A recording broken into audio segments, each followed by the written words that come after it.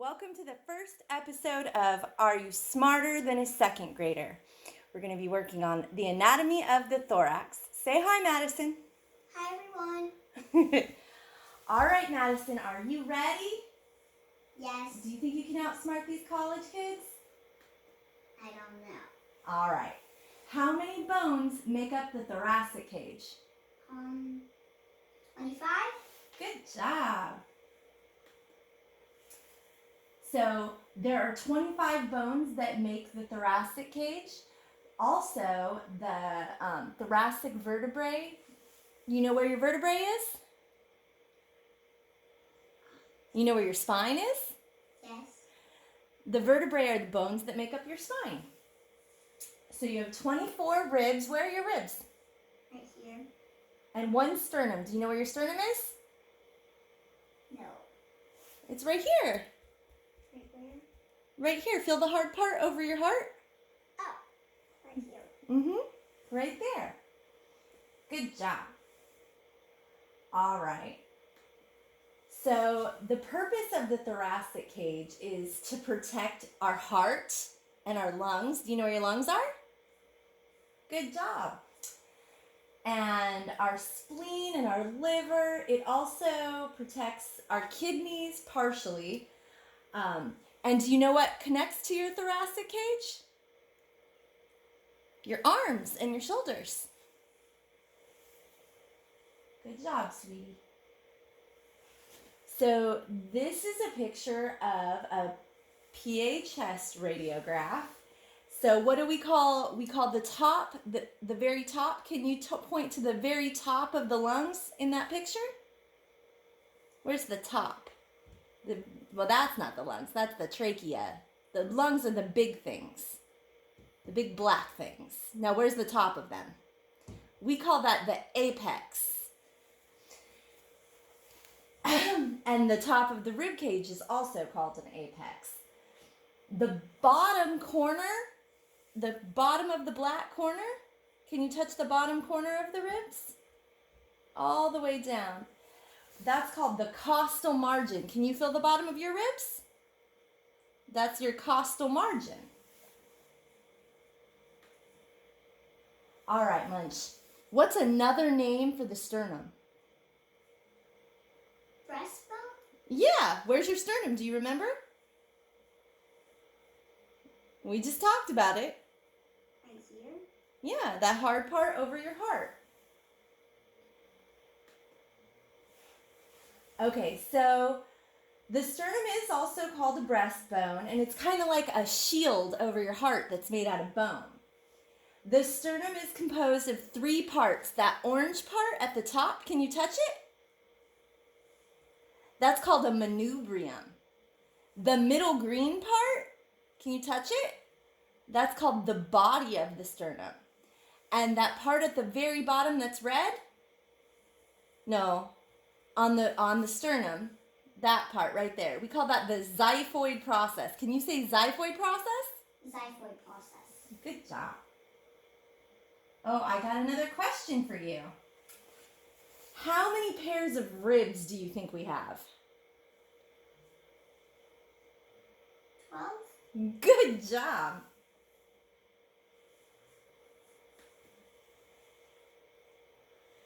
All right.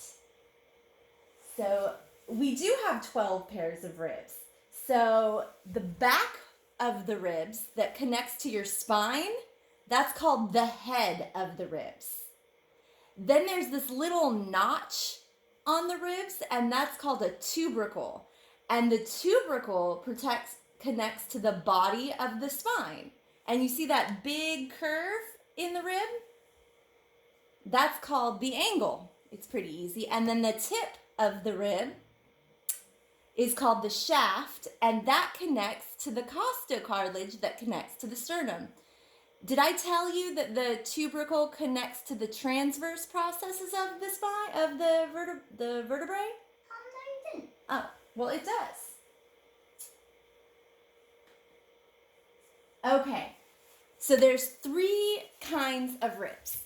The first 7 ribs are really cool because they have their own individual piece of costocartilage that connects to the sternum. And those are called the true ribs, ribs 1 through 7. Ribs 8 through 12 are called false ribs because they share costocartilage. They don't have their own extension to the sternum. And your last two ribs, 11 and 12, are called floating ribs. They don't even connect to the sternum.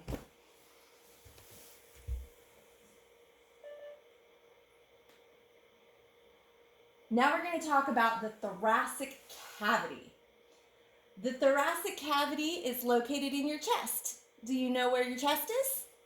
So inside there is the cavity, and that's where your lungs and your heart are. Did you know that? No. Okay. The thoracic cavity is divided in half by the mediastinum. The mediastinum is where your heart, it's like a capsule that protects your heart. And then the right and left lung are on both sides of your chest. Inside of the mediastinum is the heart, the great vessels, the thymus gland, the trachea, the esophagus, and the main stem bronchi. Oh, I think I have another question for you. Do you know what the diaphragm is made out of?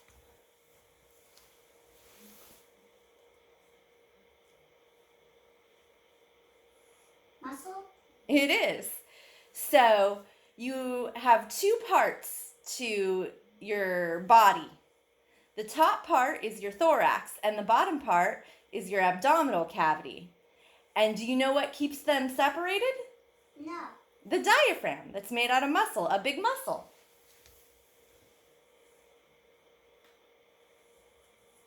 All right, now we're going to talk about the lungs. Do you think that both lungs are the same, or do you think that each lung is different? Different? They are. That's right. So your right lung has 3 lobes. It has a superior lobe at the top, and then it has a middle lobe, in the middle, of course, and it has an inferior lobe on the bottom. And then it has 2 fissures. Fissures are separations in the lobes. The horizontal fissure separates the top lobe, the superior lobe, from the middle lobe, and the oblique fissure separates the middle lobe from the bottom lobe, the inferior lobe. But the left lung is different.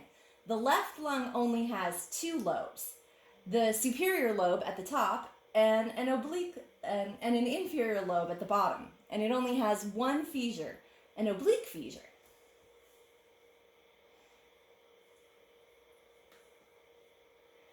Did you know that your lungs are kind of like a tree? No. Look at the picture. Do you kind of see it? I kind of see the bottom of the ribs. Yeah. So our lungs have like the branches of a tree. So let me show you a better picture. Ooh. So the first branch that comes off the trunk of the tree, and the trunk of the tree in our body is the trachea, and the first branch that comes off of that is called the main bronchus, right? Yes. And then the branches that come off the main bronchus are called the lobar bronchus. And then the branches that come off the lobar bronchi are called the tertiary bronchi. And then the little twigs that come off the third branch are called the bronchioles. And then almost like the leaves on a tree, there's little alveoles on the twig, or alveoli.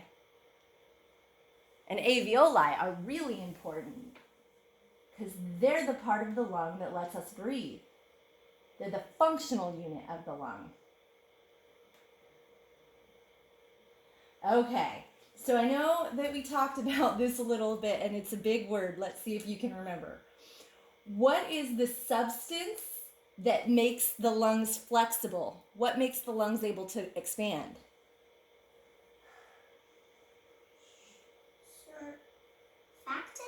Surfactant? Good job!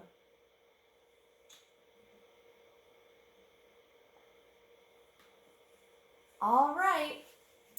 So this is an image, a fluoroscopic image, and it's an image that is like an X-ray video.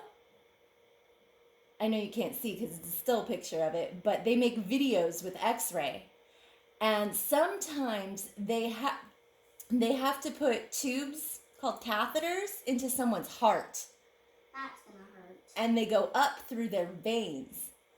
Normally, they want to go in through the superior vena cava, but for this person, they couldn't get there because it was blocked. So they had to go through the jugular vein into the right atrium. You did a great job, Madison. Can you say bye? Goodbye. Thanks, everybody.